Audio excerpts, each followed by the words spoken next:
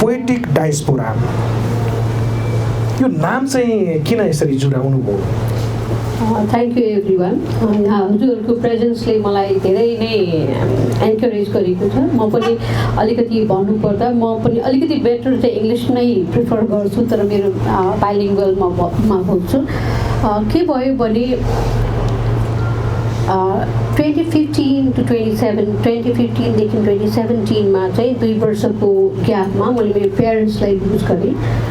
त्यसपछि मलाई कस्तो फिल भयो भने एउटा संसारै शून्य भएको जस्तो फिल भयो। अनि त्यो इमोसन्सहरू सबै मेरो मनमा, मेरो दिमागमा त्यो सबै फिलिङ्सहरू कलेक्टेड हुँदै गयो। अनि त्यो तर कस्तो हुन्थ्यो भनेदेखि त्यो कुरा एक्सप्रेस गर्न नपाउँदाखेरि मलाई पनि त्यति बेला म पोएम लेख्न सक्छु भन्ने मलाई थिएन, त्यो फिलिङ्स थियो होइन। अनि त्यो कुरालाई चाहिँ मैले रफली पेपरमा लेख्थेँ, कहिले डायरीमा लेख्थेँ, कहिले साथीहरूलाई देखाउँथेँ, साथीहरूले कसैले ठिक छ कसैले ठिक छैन भन्थे। त्यसरी गर्दा गर्दै 2022 चाहिँ एउटा मेरो लागि एउटा टर्निङ पोइन्ट भयो। के भयो भने मैले चाहिँ लेखेँ, मेरो फ्यामिलीलाई देखाएँ, मेरो फ्रेन्ड्सहरूलाई देखाएपछि उहाँहरूले मलाई के भन्नुभयो भने this is good, you can do it.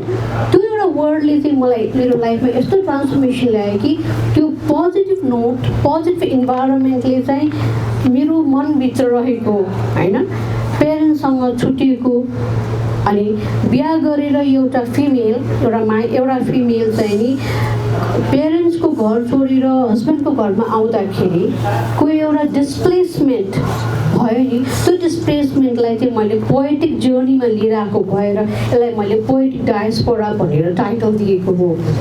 अनि यसमा यो पोएटिक डायस्पोरामा चाहिँ मैले जति कस्तो किसिमको मेरो लाइफमा मेरो भन्न नसकेको कुराहरू होइन, हामी फिमेल नेपालको कन्टेक्समा फिमेलहरू हामी जति नै भने पनि in some how the other हामी कति ठाउँमा चाहिँ बोल्न नसक्ने स्थितिमा पनि हुन्छौँ। त्यो वर्क प्लेसमा होस्, फ्यामिलीमा होस्, इभन अहिलेको छोराछोरीसँग डिल गर्दाखेरि पनि हामी पेरेन्ट्सले पनि ओहो छोराछोरीले के भन्छन् भन्ने सोच्नु पर्ने समय भएको भएर चाहिँ मैले आफूलाई त्यो कहाँबाट चाहिँ मेरो थट इमोसन्सलाई कहाँ राखौँ त भन्दाखेरि पोएम्सको थ्रुबाट पोएटिक डायस्पोरा भनेर चाहिँ यो टाइटल मैले राखिएको हो।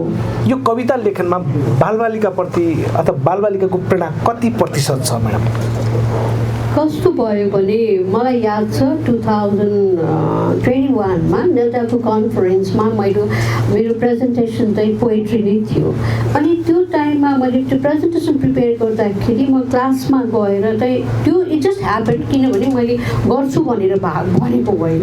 क्लासमा गएँ, बच्चाहरू पढ्ने इन्भाइरोमेन्टै थिएन, जहिले पनि टिचरले एउटै कुरा कति पढ्ने भन्ने भएपछि मैले के सोचेँ भने आज चाहिँ म डिफ्रेन्ट तरिकाले क्लासरुमलाई चाहिँ डिजाइन गर्छु भनेर तिमीहरूलाई के कुरा चाहिँ वाट इज युर एबिलिटी त्यो कुरालाई चाहिँ लेख भनेर पेपर दिँदाखेरि बच्चाहरूले के गर्यो भने कसैले के लेखे अनि मलाई टच भएको मेबी मेरो भित्र थियो होला सायद त्यो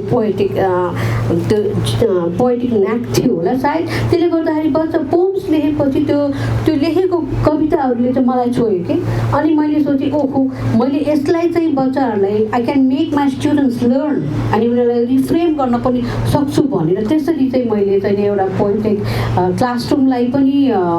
क्लासरुममा पनि पोइम सिकाएँ र उनीहरूले गरेको एक्टिभिटिज। अनि उनीहरूले मलाई स्टुडेन्ट्सहरूले सोधे टिचर अब हामीले पोम्सहरू पढ्छौँ, कस्तो ठुलो पोएटहरूको पोम्सहरू पढ्छौँ, के त्यो कुनै पनि सर्टेन कुरा नै हुनुपर्छ त भन्ने कुरा क्वेसन रेज गर्दाखेरि मैले के भने हामी लाइफमा हामीसँग भएको इमोसन्स, थट, एक्सपिरियन्सेसलाई पोएम्सको रूपमा लेख्न सक्छौँ भनेर चाहिँ मैले बच्चाहरूलाई भनेपछि त्यो रियली भेरी ह्याप्पी कि यो त नयाँ कुरा सिक्न पायो है भन्ने किसिमको कुरा चाहिँ मेरो स्टुडेन्टहरूले भने। अनि मलाई पनि लाग्यो ओके यसले चाहिँ मैले उनीहरूलाई अझ कुरा भ्याल्यु एड गर्न सक्छु भनेर मैले मेरो टिचिङ लर्निङमा पनि यो कुरा अप्लाई गरेको छु। तपाईँको सवालमा चाहिँ लेखन कस्तो रह्यो?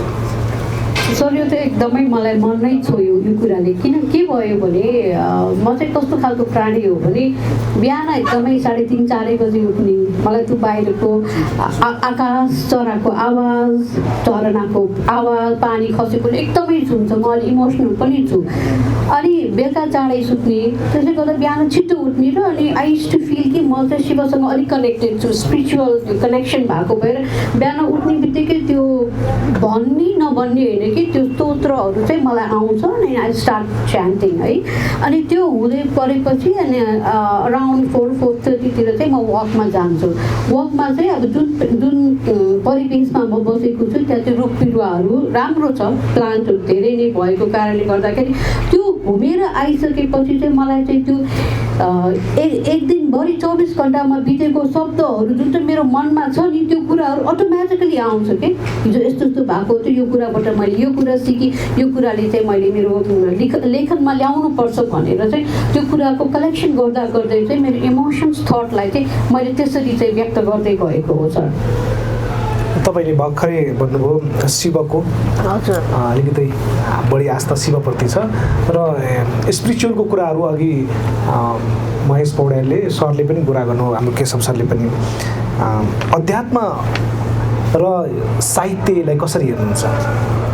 मेरो लागि यो शिवसँग कनेक्सन भन्ने क्वेसन चाहिँ सर यो कस्तो भयो भने मलाई लाग्छ म त्यति बेला 5-6 वर्षको थिएँ। मेरो मम्मीले भन्नुहुन्थ्यो अनि हामी चाहिँ सानोमा त्यो कालीमाटी हुन्छ नि त्यो खेल्दा खेल्दै चाहिँ मैले कालीमाटीबाट चाहिँ नि एउटा र पिक्चर अफ त्यो स्ट्याचु शिवलिङ्ग बनाएको रहेछु।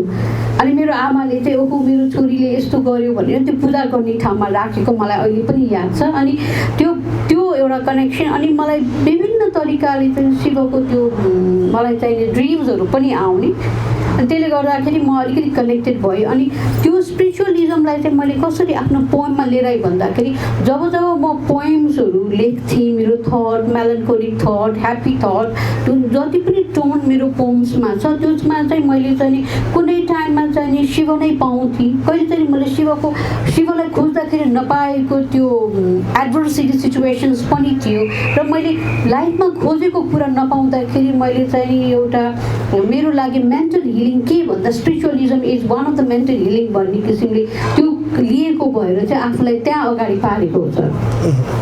अब हामीसँग अत्यन्तै कम समय सँगसँगै हामी ढिलो पनि भयौँ अलिकति कार्यक्रम गर्न, त्यसो हुनाले पछाडि सरेको हो।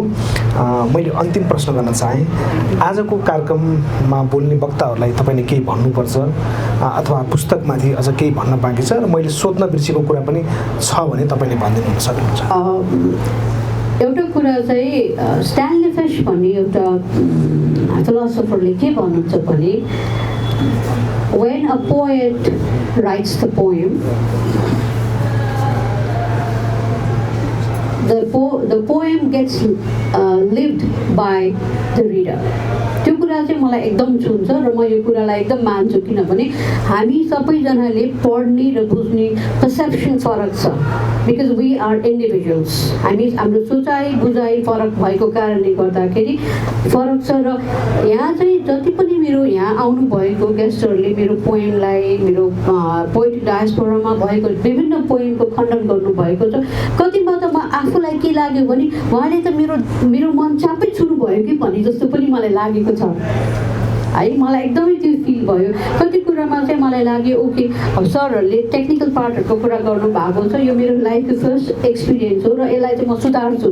डेफिनेटली नयाँ तरिकाले नयाँ पोइम आउँछ र क्वालिटीमा र क्वान्टिटीमा सँगसँगै र यसमा हुने कभर पेजमा पनि म चाहिँ त्यसलाई इम्प्रोभाइज गर्छु भन्ने आश्वासन दिन्छु। र thank you everyone for giving me different platform and making my life differently and मेरो लाइफको लिभ्ड मोमेन्ट चाहिँ मेरो पोएम हो भन्ने कुरा भन्दै यही टुङ्गाउँछु। Thank you so much.